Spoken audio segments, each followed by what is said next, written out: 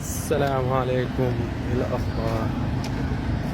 الحقيقه بعمل الفيديو ده لطلبه الامتياز واللي هيجوا دلوقتي للامتياز واللي هيجوا بعدين للامتياز، يعني سواء في صيدله او تمريض او في طب عامه اي حاجه. آه اللي هو التعليم يعني. الحقيقه انا كنت لسه النهارده يعني خارج من بتاع ده من مستشفى الجامعه يعني عندنا من قسم التخدير. اكتشفت حاجة حلوة أوي، يعني إن أي حد عايز يتعلم أي حاجة هيعملها في أي مكان.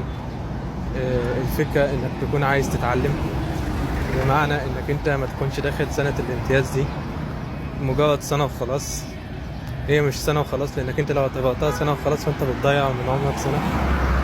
فأنت المفروض بتحاول تستغل السنة دي أحسن استغلال ممكن، يعني سواء كنت انت هتاخد كورسات من بره او حتى هتتعلم من جوه الجامعه.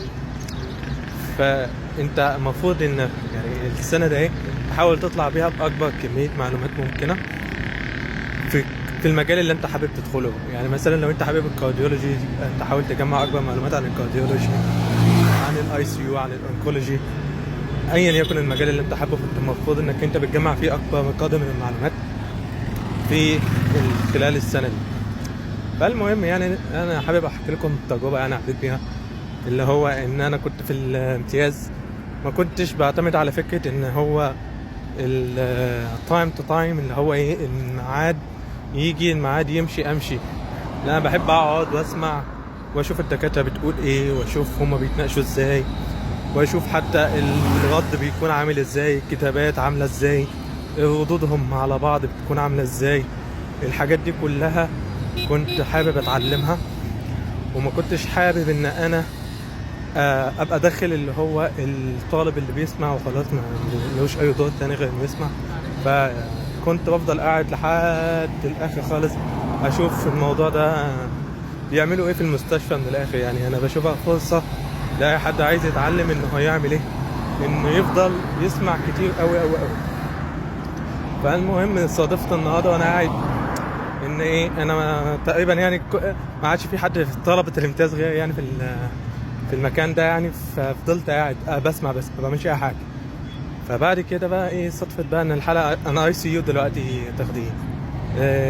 في حاله خدت كان بيتغير لها الكاثيتر، يعني اللي هو الترجمه بتاعتها يعني بالعربي اللي هو القسطره.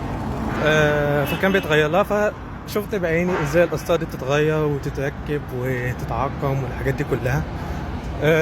برضه في نفس اليوم اللي هو النهارده حالة اتغير لها السنتر لاين بتاعها. في كانت محطوط لها جاجولار واتغيرت لسب كليفيان. والحقيقة اللي ما يعرفش فالسنتر لاين ده حاجة مهمة أوي أوي أوي في العناية. والحقيقة أنا مبسوط جدا إن أنا شفت السنتر لاين وهو بيتركب، يعني إن هو طريقة التركيب أنا بسمع عنها دايما في الكتب. يعني أنا عمري ما شفت سنتر لاين في حياتي، ما شفتوش أصلا، يعني إن أنا أشوفه كسنتر لاين. تخيل بقى إن أنا شفته وهو بيتركب، يعني مش شفت السنتر لاين بس، لا شفته وهو بيتركب كمان. فالحقيقه البروسيس ممتع جدا. يعني ربنا يشفي كل مريض طبعا، بس انا بتكلم على البروسيس التعليميه. جميل انك انت بس ما تكونش عارف السنتر لاين وخلاص، اللي هو بيتوصل بالمركز الدموي بتاع الجسم، وان هو بيدخل في المحاليل الكبيره، وان هو بياخد اكبر كميه محاليل والى اخره، والكلام ده كله اللي احنا عارفينه.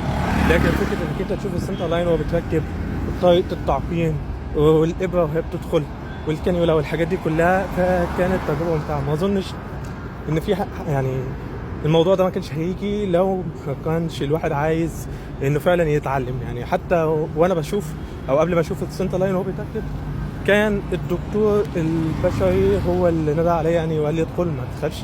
وبعد كده وراني البروسيس كلها وهي بتتعمل. فنهايته يعني انا حابب يعني اوجه رساله يعني لاي حد في سنه الامتياز دلوقتي معايا، او لسه هيدخل سنه الامتياز في شهر 3، او هيدخل لسه سنه الامتياز السنه الجايه، ان هو ما يضيعش الوقت وخلاص وما ياخدهاش فن، لان الدنيا بتجري بصراحه. انت حاول انك انت تكتسب اكبر قدر من المعلومات من المكان اللي انت فيه ايا كان، لان هو دلوقتي كلينيكال بقت الاماكن بتاعته كتير قوي، جهاز هضمي وغدد صفراء وحاجات كتير جدا. فانت حاول انك انت ما تضيعهاش، وحاول انك انت تكتب كل حاجه هي بتتقال لك، سواء كان من التمريض، من الصيادله، من الدكاتره البشريين. كل حاجه تتكتب وتتلخص، بتلاقي نفسك انك طالع بقيمه معلومات حلوه قوي قوي قوي قوي في التدريب بتاعك. فبس كده.